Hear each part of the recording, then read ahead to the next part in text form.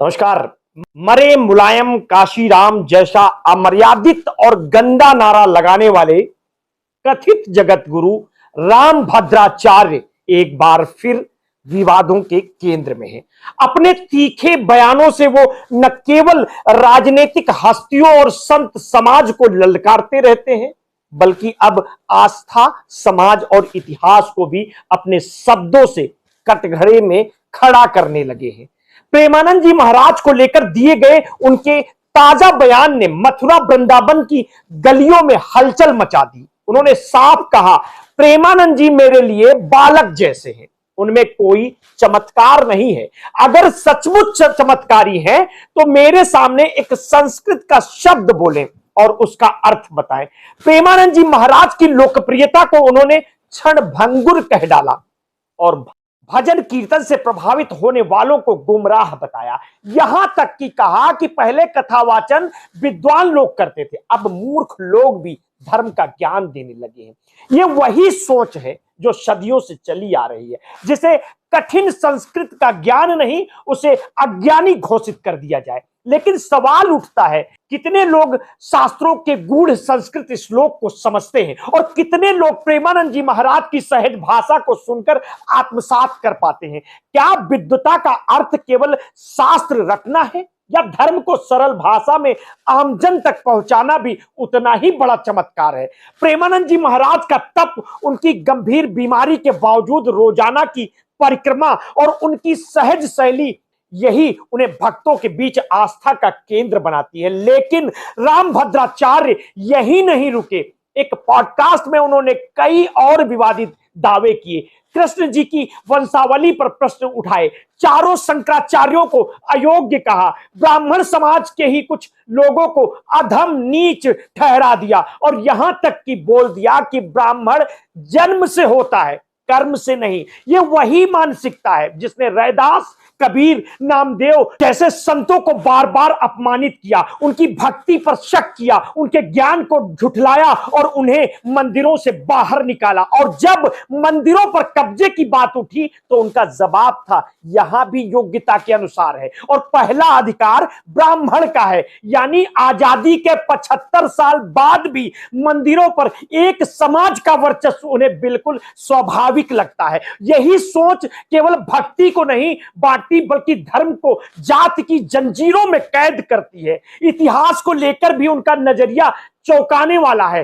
देश की आजादी पर सवाल पूछे जाने पर उन्होंने कहा, गांधी की भूमिका चंद प्रतिशत रही, सबसे ज्यादा आजादी में ब्राह्मणों ने भूमिका निभाई। सवाल यह है कि क्या महात्मा गांधी, जिनकी अहिंसा और सत्याग्रह की राह ने पूरी दुनिया को प्रभावित किया, उनके योगदान को इस तरह से छोटा आंकना उचित है?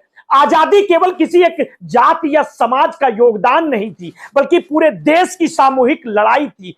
दलित, पिछड़े, किसान, मजदूर, आदिवासी और तमाम वर्गों ने मिलकर बलिदान दिया।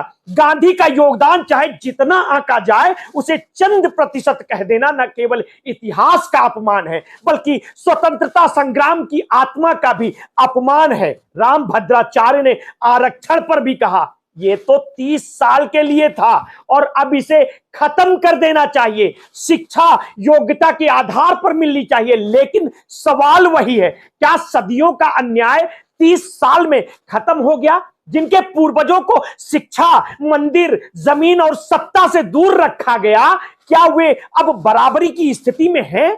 योग्यता की परिभाषा तय कौन करेगा? वही लोग जिनके पास सदियों से संसाधन और अवसर रहे। आरक्षण कोई दया नहीं, बल्कि बराबरी और न्याय का संवैधानिक अधिकार है। इसे खत्म करने की बात हजारों साल के संघर्ष और त्याग का मजाक उड़ाने वाला लगता है। और गौर करने की बात है कि खुद राम भद्राचार्य का इतिहास विवादों से भरा रहा है। आगरा में कथा के दौरान उन्होंने मंच से नारा लगाया था, मरे मुलायम काशीराम, प्रेम से बोलो जय श्री राम। यह बयान न केवल राजनीतिक विरोधियों का अपमान था, बल्कि दलित, पिछड़े समाज की गरिमा को भी ठेस पहुंचाने वाला था।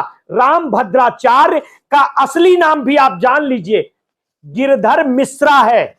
जौनपुर में जन्मे हैं और 2 माह की उम्र में ही आंखों की रोशनी खो बैठे। ये खुद को 22 भाषाओं का ज्ञाता और 80 ग्रंथों का लेखक बताते हैं। तुलसी पीठ की स्थापना उन्होंने की है। 2015 में पद्म विभूषण मिला और रामलला मामले में सुप्रीम कोर्ट में गवाही भी दी है। लेकिन आलोचकों का सवाल है, क्या दृष्टिहीन व्यक्ति सचमुच 22 भाषाओं का गहन ज्ञान रख सकता है? क्या 80 ग्रंथों की रचना उनकी व्यक्तिगत विद्वता से हुई या शिष्यों की मेहनत से? और सबसे बड़ा अहम सवाल, अगर विद्वता इतनी महान है तो जुबान इतनी जहरीली क्यों है? सच्चाई यह है कि उनके खिलाफ कभी कोई बड़ी कार्रवाई नहीं हो पाई। वजह साफ है, उनकी सीधी पहुंच प्रधानमंत्री तक है और बीजेपी के बड़े बड़े नेता उनके आगे नतमस्तक रहते हैं। ऐसे में चाहे वो संत प्रेमानंद को चुनौती दें, दलित पिछड़ों को अयोग्य कहें, गांधी को छोटा साबित करें या आरक्षण पर प्रहार करें, कानून और न्यायपालिका उनकी राह में दीवार बनकर खड़े नहीं हो पाते। अब समाज के सामने असली प्रश्न यही है, क्या संत ये वही है जो दूसरों को गिराकर खुद ऊंचा साबित करे?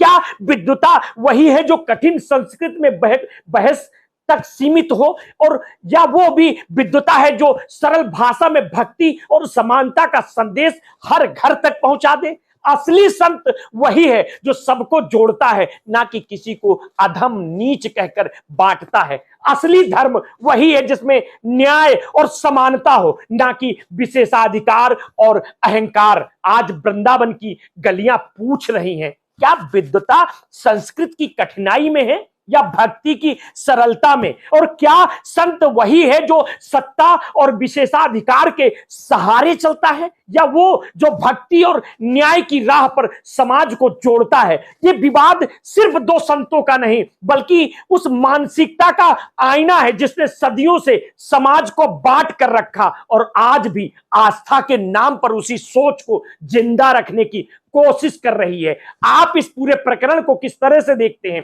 अपनी प्रतिक्रिया हमें वीडियो के कमेंट बॉक्स में अवश्य दीजिएगा। आपने अगर अभी तक हमारे इस चैनल को सब्सक्राइब नहीं किया है तो तत्काल कर लीजिए, बेल आइकन दबाना बिल्कुल ना भूलिए। अपने स्वास्थ्य के प्रति सचेत रहिए, सजग रहिए और हां, आपने कभी भी कोरोना वैक्सीन लगवाई है तो समय समय पर अपने ब्लड प्रेशर की जांच अवश्य कराते रहिए। अपना ध्यान रखिए। बहुत बहुत धन्यवाद। साधुवाद।